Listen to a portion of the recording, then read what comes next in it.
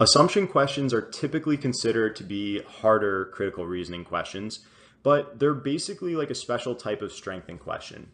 So an assumption question is a brother of the strengthen question. And the only slight difference that I would say is that most of the time I look for an answer choice that has negative language like none or will not or something like that, that removes some other sort of explanation or some other sort of evidence that would break our conclusion.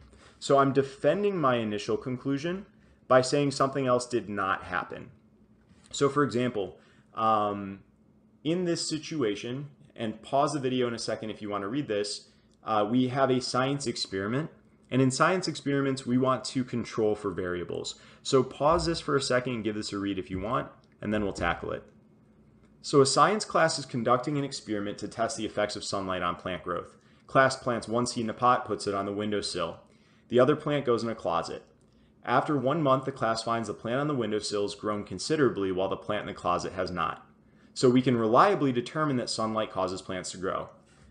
This is a great argument. There doesn't seem to be any logical flaw here. So how am I supposed to strengthen something that's already logically sound? Well, the way I'm going to strengthen it in an assumption question is to say something that would hurt the argument did not occur. By excluding a possible problem from the argument, I'm basically strengthening the argument. And so the answer in this situation as a good answer choice would be that the plant on the windowsill did not receive, so it did not, that's our negative language, receive additional care from the students due to its prominent position in the classroom.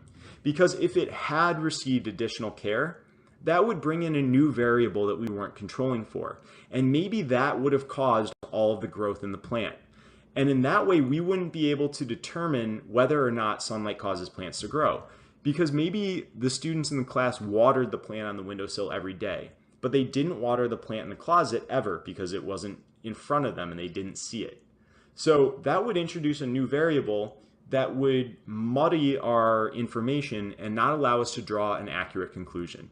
So in assumption questions, I think in this line of reasoning. I like to think of it from a scientific standpoint and try to remove outside variables that would hurt my conclusion.